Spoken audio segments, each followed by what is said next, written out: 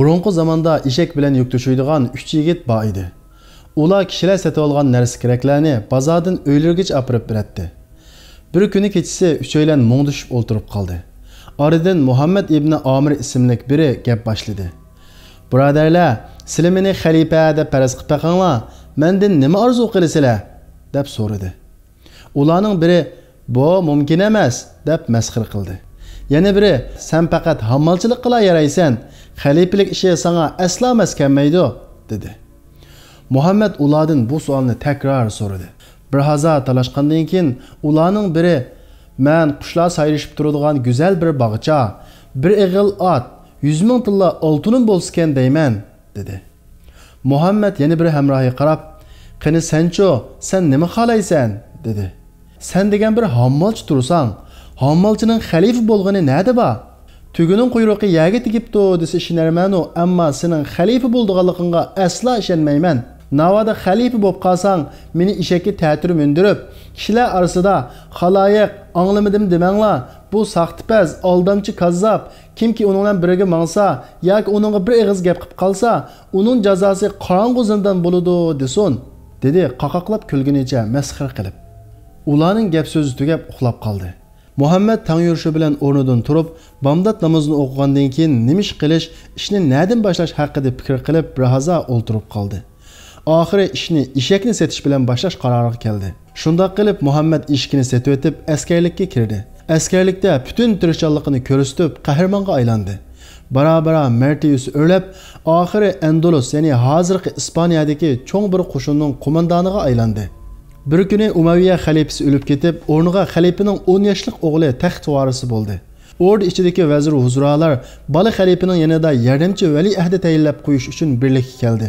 Lekin ular vali ahdining Umayya jamoatidan bo'lib qolsa, butun saltanatni qo'lga olib olishidan qo'rqib, Umayya jamoatidan bo'lmagan 3 kishini yordamchi vali ahdi qilib sayladi. Ularning biri dal hammalchi Muhammad ibn Amir edi.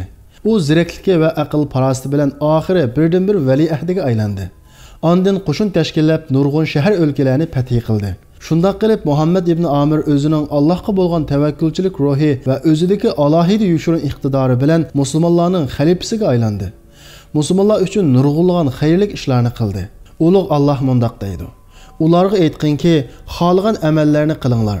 Qilgan amalinglarni Allohning payg'ambari va mu'minlar ko'rib turadi.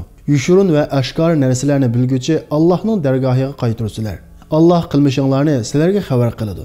Muhammad ibn Amir xalifa bo'lib, taxtga chiqqan kunlardan biri o'zining 30 yil ilgirki hammalchilik qilgan hayotini va heliqi ikki birodarini eslab qoldi-da, darhol ularni elib kelishga askar avatdi. Ikki hammalchi do'sti xon saroyiga kirib, xalifaga qarab hayron qoldi.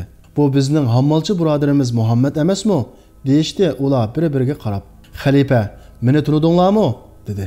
"Shundoq ey mu'minlar amiri, biroq sizlar bizni tunumadilar," dedi u ikkisi. "Yo'q, tunudim. Men sizlarni tunumay qalamdim," dedi xalifa.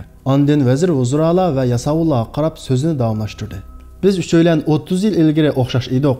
Eshak bilan kishilarning yuk taqlarini to'shib, uylargacha yetkazib beratdik.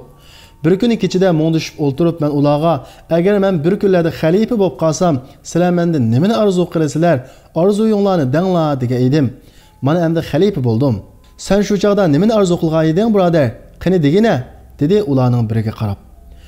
U qushlar sayrishib turadigan go'zal bir bog'cha, bir ig'il ot, 100 ming tilla oltinim bo'lgan bo'lsa deb arzu qilgan edim, dedi u kishi. "Uni arzuga yetkazib qo'yinglar," dedi xalifa. Va yana bir birodarga qarab, "Sen nima arzu qilganding?" dedi. "Abu Qislam mu'minlar amiri, gunohimdan o'sla," dedi u yalvorib turib. "Alloh bilan qasamki, sen mushu so'rindikilarga arzuyingni demaguncha afu qilmayman," dedi xalifa. "Agar xalifa bo'lib qolsang, meni eshakka ta'tir mindirib, kishilar orasida xaloyiq anglamadim demanglar. Bu saxtipaz, aldamchi kazzab, kimki uning bilan birga mangsa yoki uningga bir og'iz gap qilib qolsa, uning jazosi qorong'u zindan bo'ladi deb to'lisin degan edim," dedi u kishi xijolat bilan. "Uni arzusiga yetkazib qo'yinglar, u Allohning har shayga qodir ekanligini bilib qolsin," dedi xalifa keskin talaffuzda. Shundoq qilib uni eshakka ta'tir mindirib, ko'cha sazoy qildi. Ulug' Alloh mundoq deydi: "Aytqinki, podshohlikning egasi bo'lgan ey Alloh, xohlagan odamga podshohlikni berasan. Xohlagan odamdan podshohlikni tortib olasan.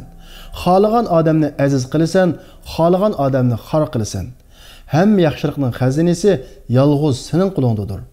Sen haqiqatan hammaga qodirsan. Sura Al-Imron 26-oyat.